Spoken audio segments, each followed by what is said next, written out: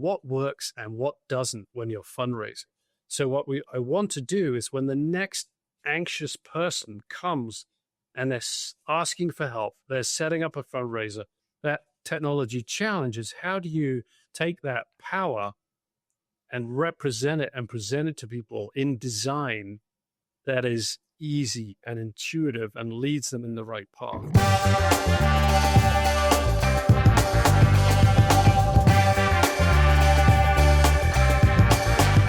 So I wanted to ask you about GoFundMe, Tim. So I know I read in 2017 you became the biggest crowdfunding platform in the world. Yes. I just wanted to ask you about from a technology standpoint, with all the scale you've experienced in your time there, what technology challenges have you encountered, and what has that technology roadmap been like since from when you joined to now?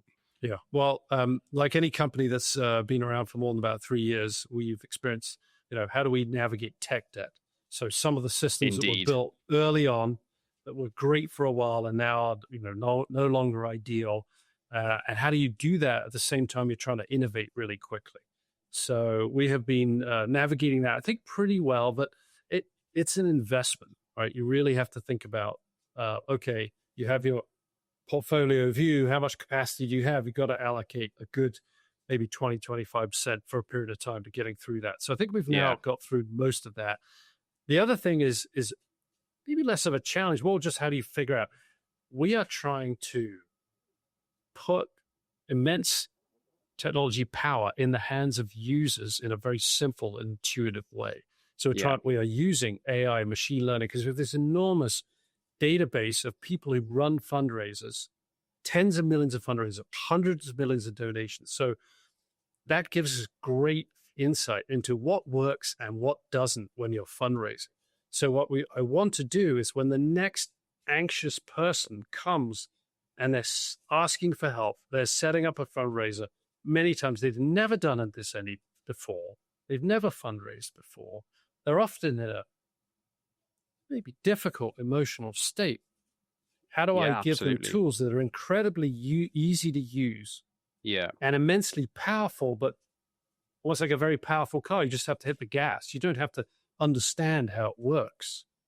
You just have to understand it's going to get you there where you want to go. And so that technology challenge is how do you take that power and represent it and present it to people in design that is easy and intuitive and leads them in the right path. And that's, and we are working on essentially a coach for everybody, right? I have a wonderful customer success team who for some of our customers can really provide them coaching. For instance, if the fundraiser becomes really big, it often becomes very complicated to manage. And we can allocate them a person who's a total expert to work with them. But so a person, not an AI agent then, an actual person. In a complex fundraiser case, it can be a person.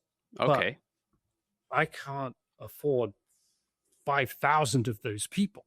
Yeah, right? Of course. It's not practical then, is it? It's just not feasible. But I think now with the technology that we have, and also with the way that AI systems can be increasingly empathetic, how can we help give everybody a coach?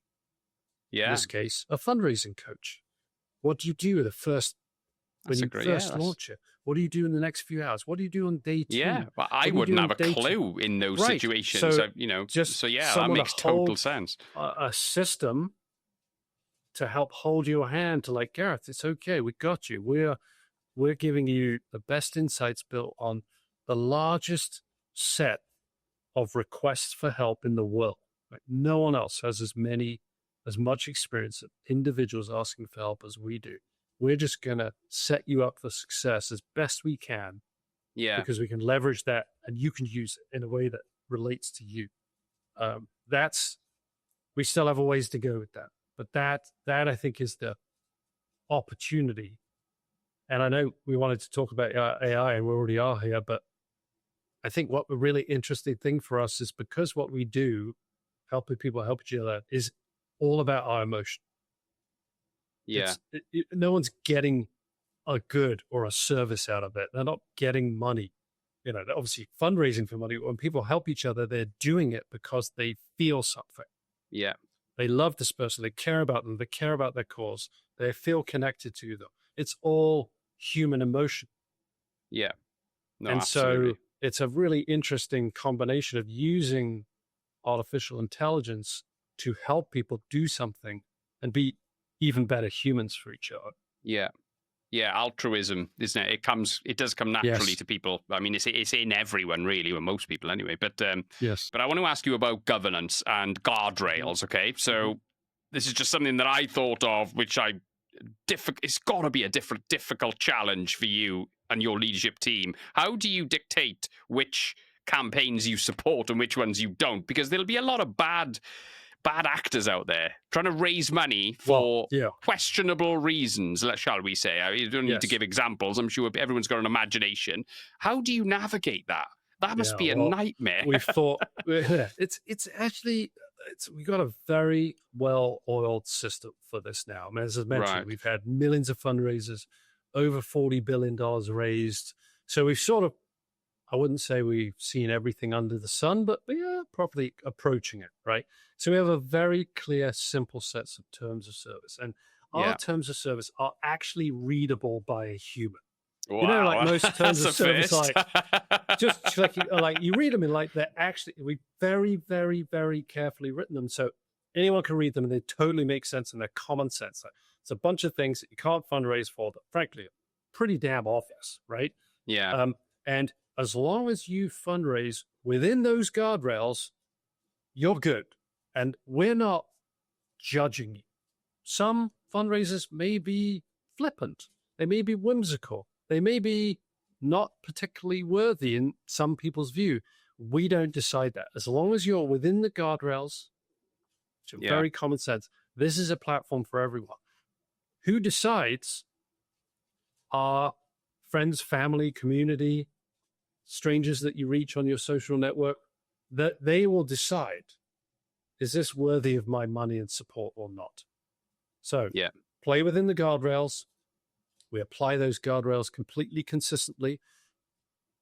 Increasingly, we use technology now because technology is much better at making interpretive judgments than it was even 3 or 4 years ago. So that's great. And then we use people on top, apply the guardrails, and then let the activity take place. Yeah. And so that's our sort of approach to trust and safety.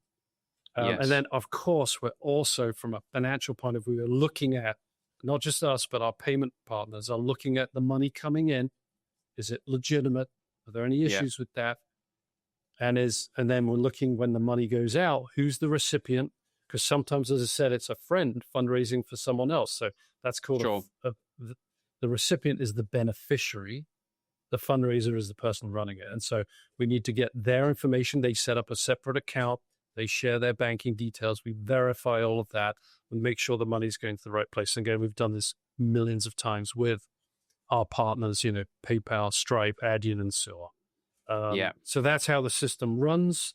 And then, of course, we keep learning, right? We keep learning and we're getting faster and faster at that. That's how we do it. Yeah. Oh, that's fantastic. I've got to ask you about AI. How do you envisage utilizing automation and AI technology over the next couple of years, Tim, in terms of helping you scale and also helping you deliver a better product to your customers, essentially? Well, I'll tell you, Gareth, we're already doing it, right? We've been building it in over the last couple of years. We've already had users use AI-powered features more than 70 million times. I'll give you some examples. We're using it to help people craft a title. So people will write their story, and we can help them clean that up in grammar and so on. But when it comes to the title, people really struggle. We know this. I mean, the news organizations have title writing departments because even professional journalists struggle to pick the title for the thing they've written. Individual folks writing a fundraiser the first time, it's really hard. So we'll take your story. We'll pull out what we think are 3 good titles. We'll suggest them to you. You can pick one, you can pick none, or you can take one, you can modify it. We find that 70 to 80% of users pick one of those, use it, and they tend to do better. We will use AI and machine learning to suggest your goal based on the story you write, where you are in the country, what other people have done. People really struggle, like, should I ask for 1,000 or 3,000, and can I change it? We'll ask you what you think your ultimate goal is. Then we'll set your preliminary goal. And if you opt into our SMART goal system, it'll move the goal up as you make progress. For example, it infuses the donations on the giving side. We'll suggest donations that could be based on the fundraiser, based on the location, based on what other people have given. If you've frequently given in the past, based on your activity. So it's already woven in. Yeah. But the next level I touched on a little bit with you is this idea of coaching, right? Taking coaching to another level. That's kind of a next chapter for us that has started, but it's going to get, I think, a lot more sophisticated in what we can do. Yeah. So would that coaching be for everyday customers like myself who've never raised money before? Yes. But would it also be for professional fundraisers as well, working with big charities and stuff like that as well? Is that sort of on the roadmap as well? The coaching, first and foremost, will be more for the former, for the individual who's never done this before.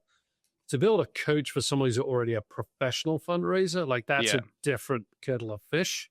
Yeah, sure. And but there's certainly pieces of what that person does. For instance, a lot of intelligence and reporting isn't always that intelligent, is it? Right? It's still reporting. So how do you make that intelligence like, oh, you're doing this top of funnel campaign here versus this retargeting campaign here. Like if you blended them these two and brought the audience, you get a better result. Like what's that insight? What are the 2 or 3 actions you should take based on the data versus here's a report? Yeah. So absolutely. I think it takes a different form for a professional fundraiser, but I absolutely think there's applicability.